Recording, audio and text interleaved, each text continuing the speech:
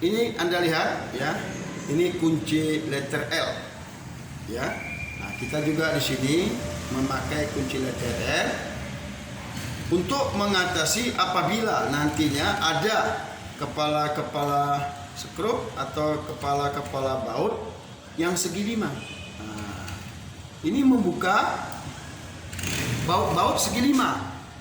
Nah, ini dia. Jadi ada baut segi 5. Ini biasanya di mesin bubut. Ya, karena saya dulu pernah kerja di mesin bubut. Nah, di mesin bubut tuh banyak memakai kepala-kepala baut segi 5. Nah, maka di situ sering dipakai kunci-kunci letter L. Nah, kalau di dalam pekerjaan apa kita ini mungkin jarang kita jumpai, tapi nanti di alat elektronik nanti ada tuh nanti kuncinya kunci segi 5. Nah, maka harus dibuka dengan kunci letter L tersebut. Kalau nggak bisa dia pakai obeng dalam nggak bisa, karena ini ada segi 5-nya dia. Nah, jadi dia membuka skrup ya atau baut segi 5 matanya dia, maka dibuka seperti ini dia. Nah, ada yang besar, ada yang kecil, ada yang besar, ada yang kecil. Nah, itu dia. Nah, inilah kunci letter L. Nah, tindakan keselamatan kerjanya biasakan sesudah memakai dikembalikan ke tempatnya. Kalau nggak Anda kembalikan, kita khawatirkan nanti dia hilang, berlepasan. Ya, itulah kelemahan kita selama ini, bisa memakai ya tapi tidak bisa memelihara. Dalam arti kata tidak bisa merawatnya, tidak bisa menyimpannya dengan baik. Itulah, jadi usahakanlah pemakaian alat ini diusahakan sesuai dengan fungsinya. Setelah siap, kembalikan lagi ke tempat semula. Selanjutnya, kita mengenal ada beberapa alat ukur di dalam materi pekerjaan elektromekanik. Yang pertama, siku. Siku ini sangat mutlak dipakai di dalam pekerjaan elektromekanik. Kenapa? Karena setiap benda-benda nanti yang mau diambil sikunya harus berdasarkan, mau diambil sudutnya harus berdasarkan siku. Ya, jangan sampai lari. Ya, nah, misalnya kita mau menarik garis lurus. Nah, contohnya seperti ini. Nah, kita mau mengambil sudut 45. Ya, nah, maka kita melalui pakai siku ini kita tarik ini. Nah, dengan penggoros ini tadi. Nah, dengan penggoros ini tadi, ini misalnya plat besi, ini plat besi. Maka kita tarik ini. Nah, sudah timbullah sudut 45 derajat. Itulah guna siku di sini. Itulah guna siku ini. Dan tindakan keselamatan kerjanya banyak, baik di lapangan atau nanti di siswa. Ini ditokok. Ini jangan ditokok. Kalau ditokok, dipukul, nanti setelan daripada sudut ini akan lari. Tidak tepat lagi dia. Nah, ini yang sangat diwanti-wanti kepada siswa, jangan ya memukul benda-benda kerja, bisa merusak. Dan ini kita juga memakai mistar baja. Ya, ada yang ukuran 60, ada yang ukuran 100. Ada yang ukuran 60, ada ukuran 100. Kenapa mistar baja? Kenapa enggak mistar plastik aja? Kenapa pekerjaan di mekanik, di elektromekanik ini banyak berabu-abu besi segala macam, dan banyak terkena pukulan. Kalau roll plastik kita pakai, maka nanti angka-angkanya nggak nampak, cepat kali kabur. Sudah itu mudah pecah, mudah rusak. Tapi kalau ini terbanting pun bisa seperti ini, nggak jadi masalah. Nah, dan angka-angkanya tetap nampak jelas. Nah, inilah kegunaan daripada mistar baja ya di dalam pekerjaan elektromekanik. Kegunaannya untuk apa? Untuk menarik garis lurus, untuk menentukan ukuran-ukuran yang mau dikerjain. Selanjutnya, kita juga di sini memakai water pass. Ya, water pass itu apa, Pak? Untuk mencari permukaan rata. ya misalnya ada plat atau tiang, ada tiang yang mau kita kerjakan, apakah tiang meja, tiang kursi, kondisi ratanya gimana?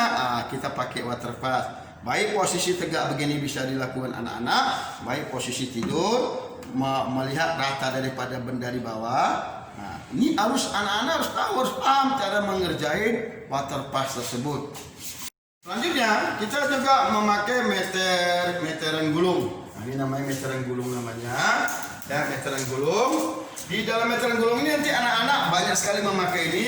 Kenapa? Benda-benda kerja yang mau dia kerjakan harus diukur dengan memakai meteran gulung ini. Ya, inilah guna daripada meteran gulung di dalam pekerjaan elektromekanik.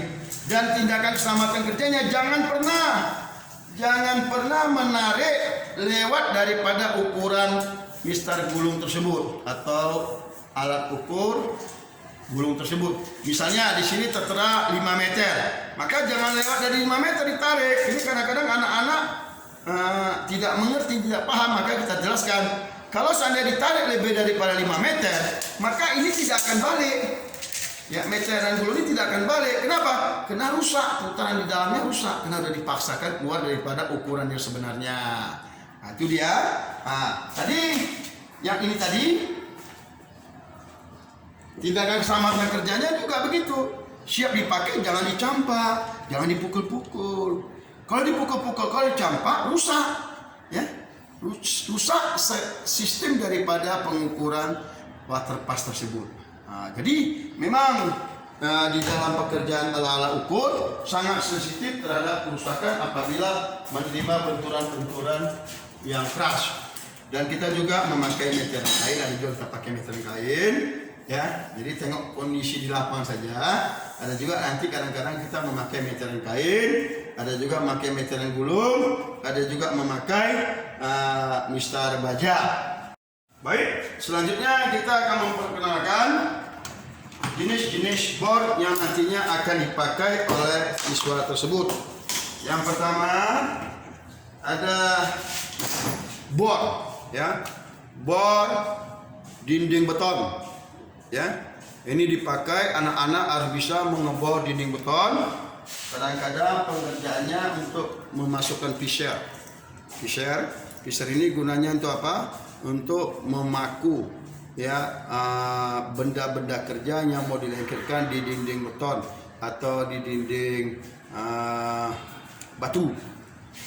Di sini ada bornya.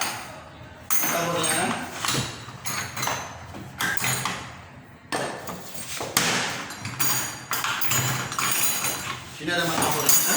Ya, kita cukup membuka ini aja. Kita tekan dia ke bawah.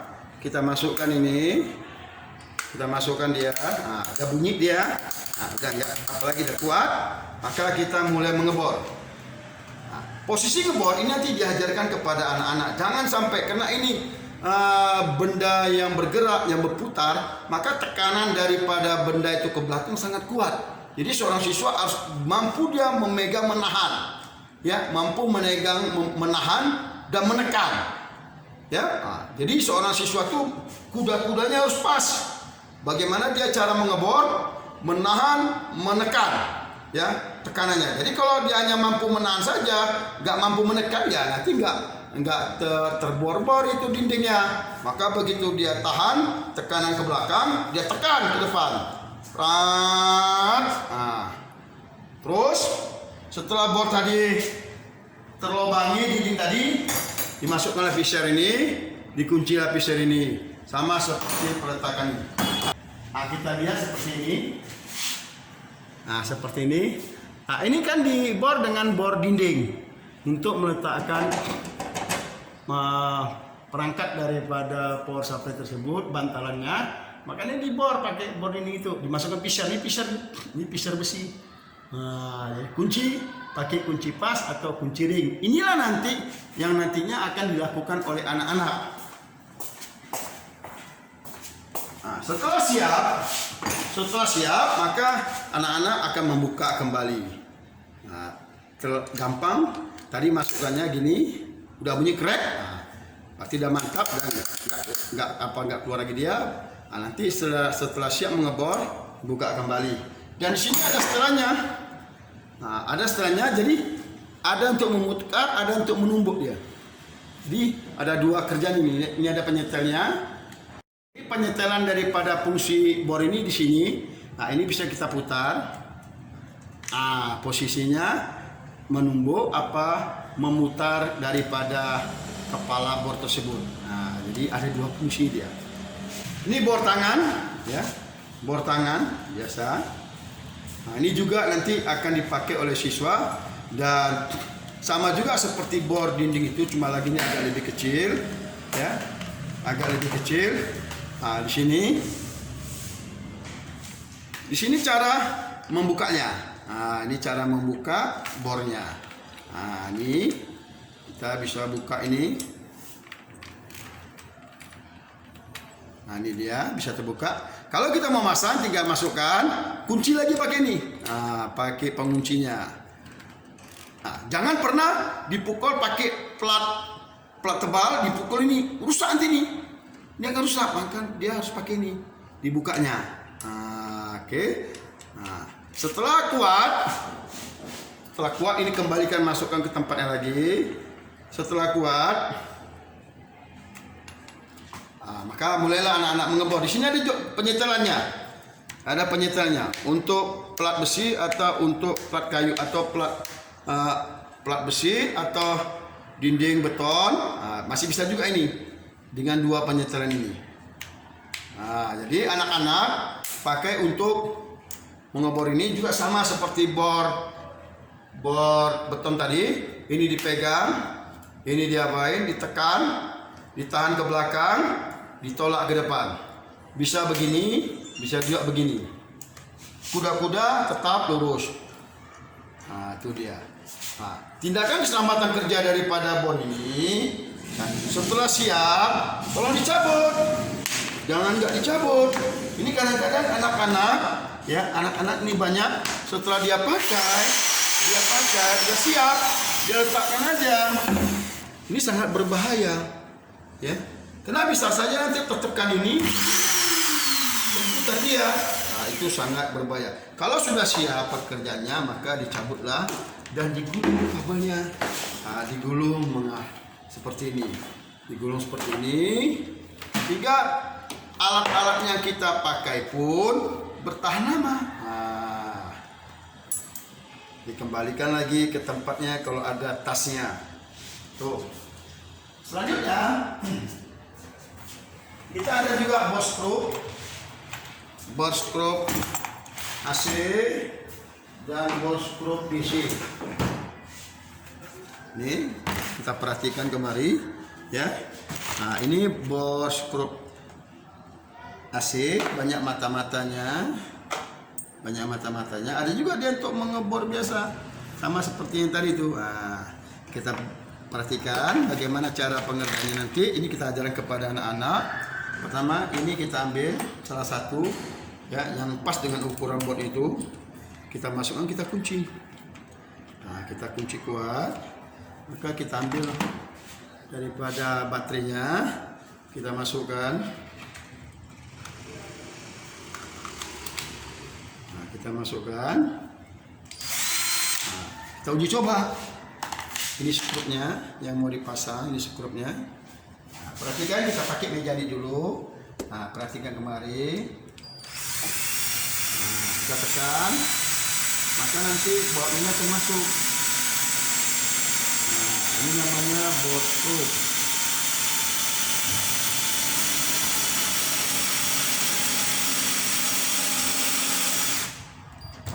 Nah, itu dia.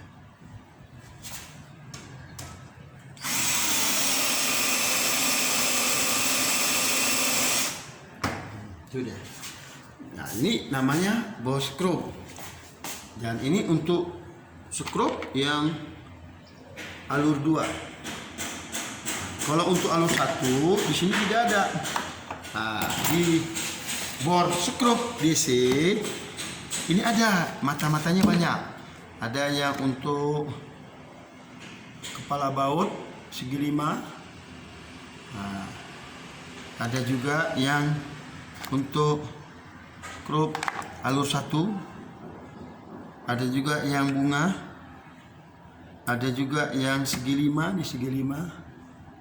Nah, ini agak banyak. Cuma lagi kelemahan daripada baterai di sini, tenaganya tidak begitu kuat seperti bor AC tersebut. Nah, ini kita tinggal masukkan aja ke dalam, maka kita pun akan lihat. Nah, itu dia. Jadi dia bisa memasang skrup alur 1, dia bisa juga memutar skrup segi 5. Nah, ini dia. Nah, kelemahannya kalau ini harus ada standby terus ini alat chargernya. Nah, kalau enggak dia cepat kali habis dan tenaganya memang agak sedikit kurang kuat. Tapi di sini untuk yang bor kecil, skrup kecil ya, untuk misalnya pekerjaan untuk steleng aluminium, orang banyak pakai ini. Kenapa ya? Memang dia buatnya itu kecil. Atau di elektronika banyak juga pakai ini. Nah, di komputer untuk melipat daripada sistem boxnya, orang pakai bor listrik tersebut karena memang dia tidak begitu kuat dan dia hanya mengerjakan untuk bor kecil. Dan ada juga ada seperti bor AC ini, ini di kepalanya. Selamatan kerja daripada pemakaian bor-bor ini, ya, bor-bor untuk skrup ini, dia tidak bisa dipakai untuk mengunci dan membuka kepala skrup besar. Dia ada ukurannya, ya, maka sesuaikanlah dengan kemampuannya. Jangan ada yang kepala skrup seperti ini dipakai untuk ini, itu bisa merusak. Apalagi kalau kita memakai bor DC, ya. Nah, jadi usahakanlah bor itu skrup itu tidak terlalu besar, ya. Nah, karena memang ya ini makanannya pun untuk yang kecil-kecil. Kalau ini mungkin bisa agak sedang besarnya, tapi kalau di sini tak bisa. Kenapa? Dia lemah. Ya, dia lemah. Dia untuk pekerjaan yang skrup halus saja dia bisa. Selanjutnya, ya, usahakan baterai yang dicas ini, ya, jangan sampai habis baru dicas. Usahakan masih bersisa baru dicas ulang kembali, ya. Jangan sampai habis, dia sama sekali habis, itu bisa merusak daripada baterai tersebut, kering dia. Nah, istilahnya baterainya nanti bisa robek, ya. Jadi jangan sampai habis baru dicas. Nah, juga yang di sini sama, ya, jangan sampai seperti itu. Apalagi di dalam pengerjaannya ya sudah tenaganya lemah, ya dia tidak bisa untuk membuka atau mengunci skrup besar. Dan jangan usahakan dicampakkan, nggak boleh, ya. Segala sesuatu itu tidak boleh dicampakkan. Itulah keselamatan kerja daripada pemakaian bor-bor skrup kita ini. Selanjutnya kita memasuki sistem pemotongan benda-benda kerja. Di sini ada beberapa alat yang dipakai untuk memotong. Yang pertama gerinda tangan, yang kedua gerinda potong duduk, yang ketiga gerinda duduk. Nah, jadi ada 3 yang kita pakai di sini. Yang pertama sekali kita perhatikan, ya, ini gerinda duduk, ini gerinda tangan, gerinda potong tangan, ya. Di sini nanti siswa akan diajari bagaimana cara. Yang pertama memasang batu ini dulu, batu gerindanya. Karena batu gerinda ini ada 3 jenis. Ada yang tipis, batu gerindanya tipis, ada yang tebal. Gunanya itu apa? Ini dipakai untuk memotong plat, plat besi. Ini dia dipakai. Yang tipis ini yang dipakai. Sementara yang tebal ini untuk melicinkan permukaan yang mau dilicinkan atau yang mau diratakan. Satu lagi, ini gerinda potong kayu atau gerinda potong pipa. Jadi bisa dengan gerinda tangan ini kita memotong kayu, ya, dan memotong pipa plastik atau pipa PVC. Jadi dengan ada gerinda tangan ini lebih mengefisienkan daripada kerja kita. Tapi ingat, kalau seandainya, ya, batasan daripada batu ini sudah mendekati kertasnya, maka batu tersebut, ya, gerinda batu tersebut harus diganti. Kenapa? Karena kalau sudah mendekati daripada kertas ini, itu sudah mulai atau gampang pecah. Nanti kalau dia pecah bisa mengenai kita dan sangat berbahaya sekali. Nah, jadi nanti anak-anak akan diajari nanti cara menggerinda plat, ya, memotong plat, baik plat yang tebal, baik plat yang tipis, atau batang-batang besi. Selanjutnya juga anak-anak akan diajari dengan gerinda ini akan dipakai untuk memotong-motong kayu atau memotong pipa-pipa plastik. Selanjutnya kita perhatikan di sini ada gerinda potong duduk. Ini ada gerinda potong duduk. Nanti di sini juga siswa akan diajari bagaimana teknik memotong besi, batang-batang besi dengan gerinda duduk. Di sini ada penjepit daripada benda yang mau dipotong. Sudah itu di sini bisa setel sudut daripada benda yang mau dipotong. Berapa sudutnya sehingga nanti kita bisa putar-putar ini. Kita bisa putar-putar ini, kita geser ini kemari, gitu dia. Maka benda yang mau kita potong pun nanti hasilnya membentuk sudut. Selanjutnya, setelah kita letakkan plat yang mau dipotong, ya. Selanjutnya kita boleh posisi tegak, boleh dua tangan, boleh juga satu tangan, ya. Nah, begini kata posisi kita. Nah, nanti akan kita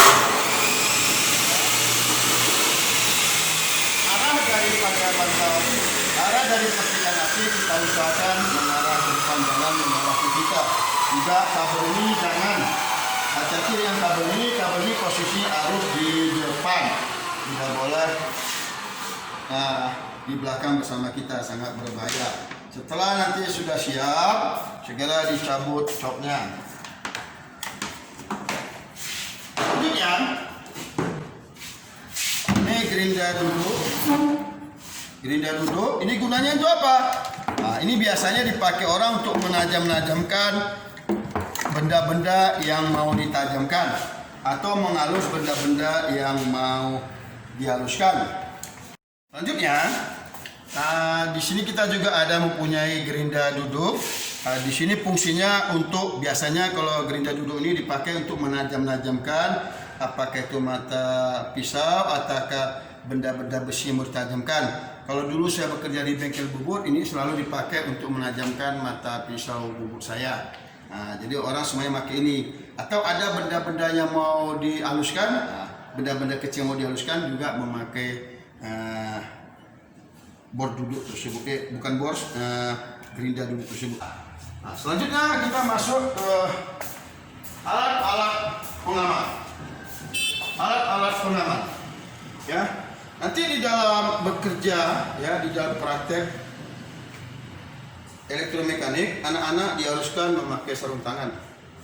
Baik sarung tangan yang kulit, yang karet, baik sarung tangan yang kain. Ya, yang mana saja boleh dipakai. Yang penting anak-anak memakai sarung tangan. Guna itu apa? Untuk melindungi tangan kita dari benda-benda yang tajam, benda-benda yang runcing. Ya, sudah itu. Kalau kita mengerjakan kelistrikan juga agar terhindar dari kesetrum listrik. Jadi inilah guna daripada sarung tangan, harus dipakai oleh anak-anak. Selanjutnya, helm. Tidak dibenarkan siswa tidak memakai helm. Maka siswa harus memakai helm. Harus memakai helm di dalam pekerjaannya. Guna itu apa ini? Untuk menyelamatkan, ya, bagian atas atau kepala kita dari benturan, dari benda-benda besi yang jatuh atau alat-alat pertukangan yang jatuh.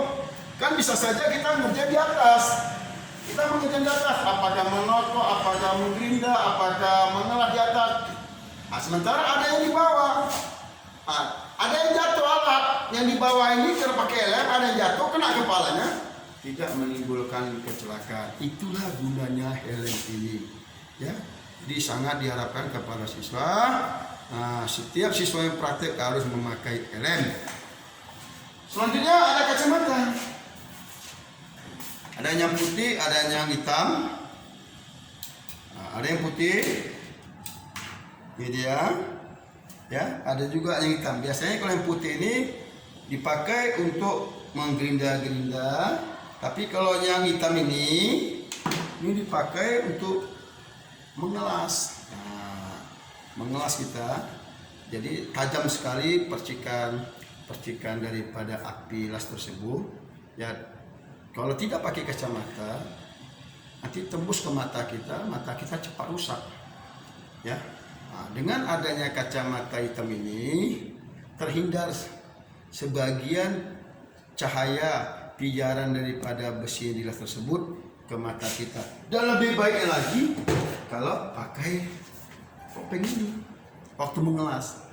Nah, kenapa? Karena ketebalan hitam daripada kaca untuk mata ini lebih tebal, lebih bagus, dan juga sini melingkupi kepala kita juga semuanya. Sementara ini kan ini tidak dikasih terbuka. Sementara ini enggak. Nah, ini tertutup di semuanya. Nah, jadi kalau mengelas memang diarahkan kepada siswa tuh harus memakai ini. Kalau seandainya nggak bisa Pak mengelas, kena orang tuh formula nggak nampak Pak, nggak nampak. Nah, salah kita pakai orang tuh pakai kacamata ini sementara. Setelah orang tuh udah paham, udah bisa mengelas, baru pakai ya topeng las tersebut. Nah, jadi ini gunanya untuk waktu-waktu mengelas.